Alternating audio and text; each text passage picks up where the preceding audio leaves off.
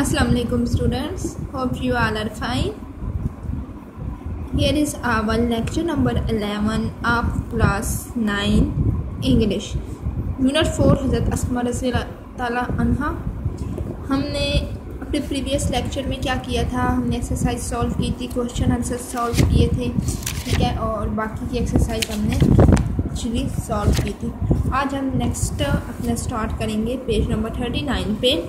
Cataphoric reference क्या होते हैं? An expression that refer to a later expression in the discourse is called a cataphoric reference, ठीक है, कि वो एक्सप्रेशन जो कि क्या होता है कि बाद में आने वाले एक्सप्रेशन को जाहिर करे, उसको हम लोग कैटाफोरिक रेफरेंस कहते हैं। ऐसे आपको नहीं समझ आएगी, मैं आपको एग्जांपल बताती हूँ। एग्जांपल जैसे लिखा हुआ है, द होली प्रॉफेट सल्लल्लाहु अलैहि वसल्लम एंड हिज कंपेनियन हज़रत अबू बकर सिद्दीक़ रज़ी अल्लाह ताला अन्हा migrated from Mecca to Medina in the year 622 AD।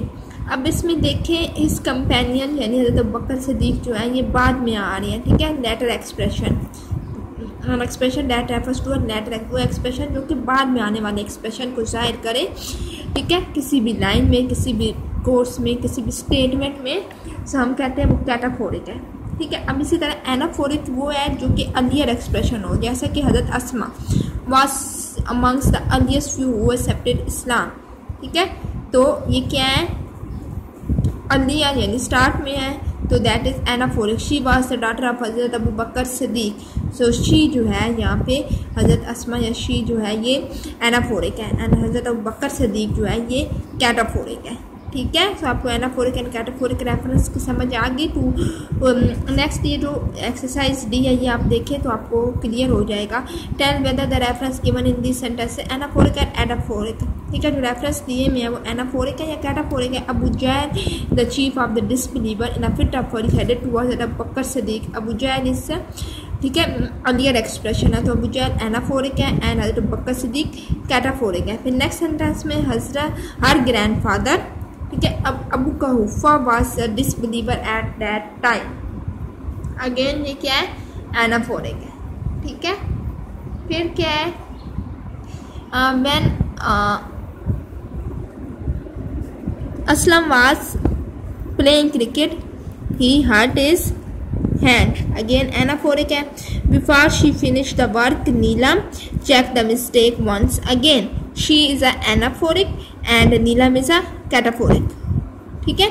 फिर Anees threw the stone he broke the window, that is anaphoric. When she enter the room she is anaphoric and Zeba was surprise to see so many guest, जो ज़ेबा है ये बाद में आई है तो ये cataphoric है। The city of garden that is anaphoric. Lahore is also famous for is historical place, ठीक है। And next one is cataphoric, ठीक है। सो ये हमारा एनाफोरिक एंड कैटाफोरिक का था। होप आपको क्लियर हो गया होगा एनाफोरिक रेफरेंस क्या है, कैटाफोरिक रेफरेंस क्या है। नेक्स्ट एक्सरसाइज है वोकैबुलरी की। Choose the correct meaning of the underline word. Underline words के हमने मीनिंग बताने हैं। It was so delicate situation, so its correct option is fragile. Abu Jahl began knocking at the door violently forcefully, ठीक है, बहुत तेजी से। She simply post a counter question that infuriated Abu Jahl in rage, गुस्सा दिला दिया था। She remained steadfast and did not reveal the secret, firm and resolute, यानी कि वो पुख्ता रही और अपने उस बात पर कायम रही। अब नेक्स्ट है consult dictionary to find the meaning of the following word phrases and use them in sentences, ठीक है। ये जो वर्ड्स हैं आपने क्या करना है, इनकी मीनिंग्स लिखने हैं, ठीक है, और इनको आपने सेंटेंस में कन्वर्ट करना है, ठीक है, सेंटेंस में आपने यूज़ करना है। सो ये आपका होम टास्क है, ये आप खुद से करेंगे। हम पिछली साइज के सेंटेंसेस सॉल्व करते आए हैं, सो अब आपको खुद से सेंटेंस बनाने आने चाहिए। So mad with hunger, fit of for, reveal the secret, dissolute, alleviate, migration, companion, refuse, give away, determine, ठीक है। ये जितने भी वर्ड्स हैं इन सब के आपने खुद से सेंटेंसेस बनाने हैं, इनके मीनिंग्स भी लिखने हैं, ठीक है। कुछ बुक्स में भी दिए हुए हैं, इस लेसन में दिए हुए हैं इस बुक में, एंड कुछ आप खुद से भी बना सकते हैं। बहुत ईजी वर्ड्स हैं, बहुत मुश्किल नहीं है, ठीक है। बुक में इन सब का जिक्र है इस लेसन में, और सबकी मीनिंग भी आपको मैं बता चुकी हूँ ऑलरेडी लेसन में। तो ये आपने सेंटेंसेस खुद से बनाने हैं, that is your home task, okay. Next grammar है। ग्रामर में एब्स्ट्रैक्ट नाउन क्या होता है? आपने पहले भी सुना होगा एब्स्ट्रैक्ट नाउन के बारे में। Abstract noun is a name of quality action और state. Abstract noun are form from adjective words and common noun. Abstract noun क्या है कि ये किसी भी क्वालिटी का, किसी भी एक्शन का या किसी भी स्टेट का हम इसे कह सकते हैं कि ये नाम है। ये एडजेक्टिव वर्ड या कॉमन नाउन, यानी कि एब्स्ट्रैक्ट नाउन वो है कि जो चीज़ एब्स्ट्रैक्ट मीन जो नज़र ना आए। अब जैसे कि कोई क्वालिटी है, कोई हम कहते हैं कि he is a brave man, ठीक है, वो बहादुर है। अब उसकी बहादुरी नज़र नहीं आ रही, ठीक है, वो एक उसकी क्वालिटी है। सो हम कहते हैं कि that is abstract noun. So brave is a abstract noun. फिर हम कहते हैं कि शी इज़ वेरी जेनियस, ठीक है। जेनियस अब क्या है कि उसकी क्वालिटी है वो भी नहीं हो रही है, दिल है वो बहुत। So that is also abstract noun, ठीक है। एक मटीरियल नाउन होते हैं जो कि मटीरियल से रिलेटेड होते हैं, और एब्स्ट्रैक्ट नाउन वो होते हैं कि जो कि आपको, जिनको आप फील कर सकते हैं। कोई एक्शन होता है, क्वांटिटी होती है, या किसी भी कोई स्टेट होते हैं जो कि एब्स्ट्रैक्ट होते हैं, ठीक है, तो उन्हें आप एब्स्ट्रैक्ट नाउन कहते हैं। She faced every calamity of life with patience and valour, ठीक है। आप पेशेंस एंड वेलर जो है ये एब्स्ट्रैक्ट नाउन है।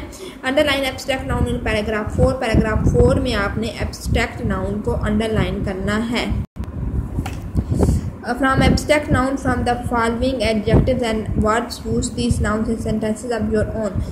Courageous, ठीक है, आबादी से, एम्प्टी खाली, डिफ़िकल्ट मुश्किल, जेनरस रहमदिल, रिसोल्यूट साबित कदमी, सफ़र बर्दाश्त करना, ठीक है। ये सब की मीनिंग्स मैंने आपको बता दिए हैं। अब आपने क्या करना है, ये सारे एब्स्ट्रैक्ट नाउन है, ठीक है, जिनको हम लोग क्या करते हैं कि देख नहीं सकते, जस्ट ये क्वालिटी है या फिर ये एक्शन है या फिर ये फीलिंग्स हैं जिनको जो हम लोग फील करते हैं, ठीक है। सो आपने अब इनके सेंटेंसेस को बनाने हैं। कर्जियस बहादुरी, एम्प्टी खाली, डिफ़िकल्ट मुश्किल, जेनरस रहमदिल, रिसोल्यूट साबित कदमी, सफ़र बर्दाश्त करना, ठीक है। इन सब के आपने क्या करने हैं, अगेन सेंटेंसेस बनाने हैं, इसके भी एंड इनके भी, ओके।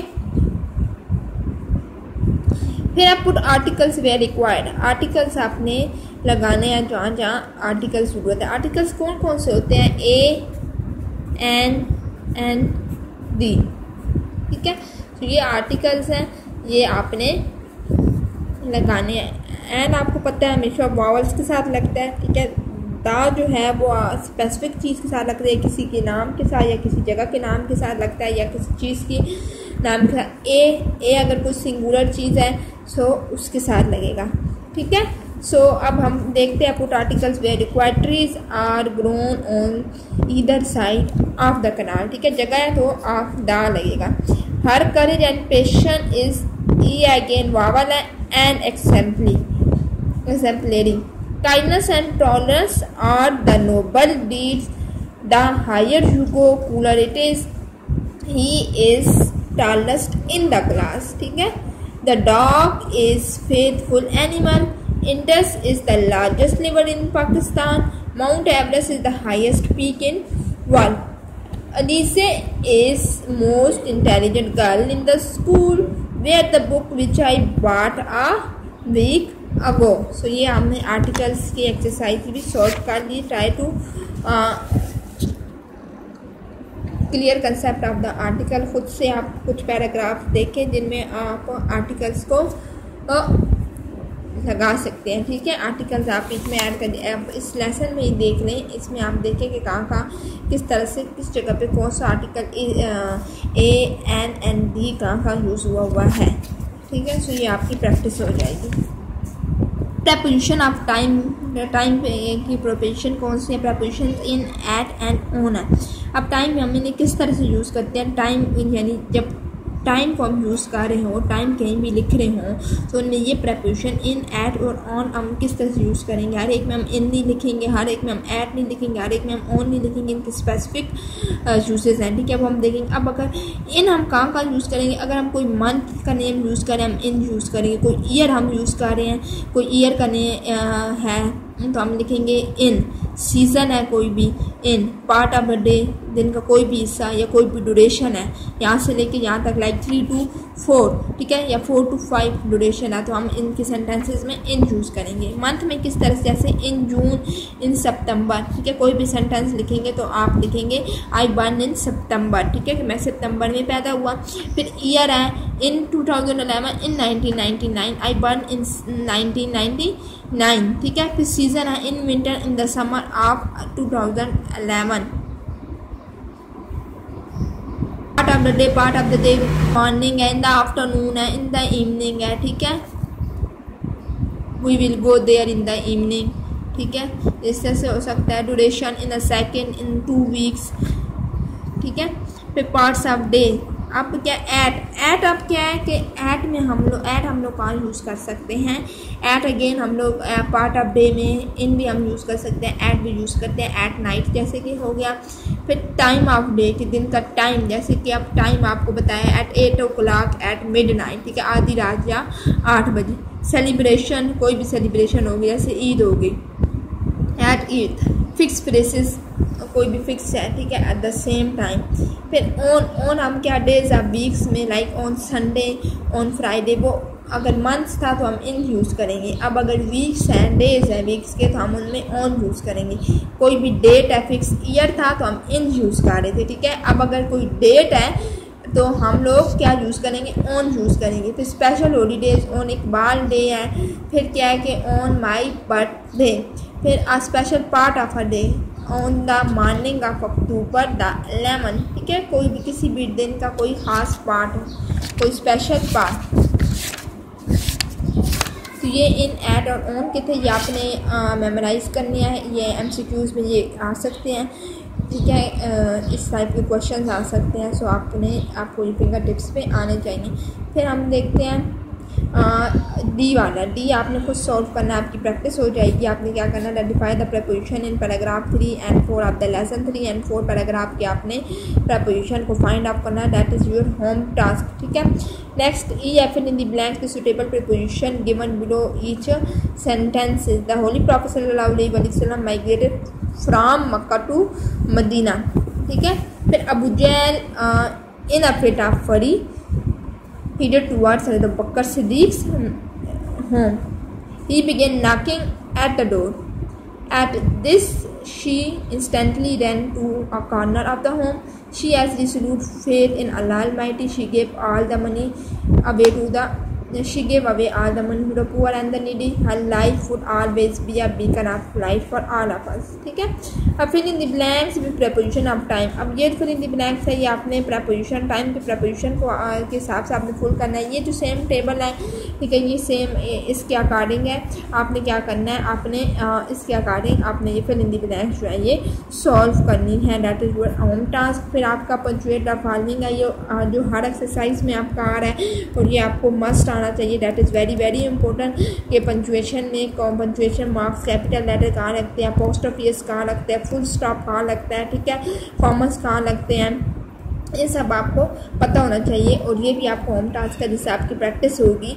सो आपने ये खुद से करना है। सो अब आपने कितना क्वेश्चन आपने खुद से करने हैं। Question D1, question F2, question D3,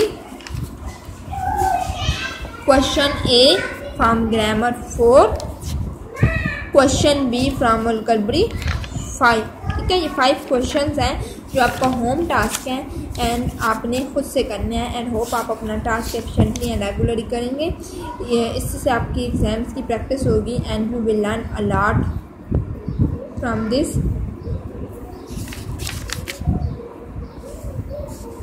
take care, अल्लाह हाफिज़।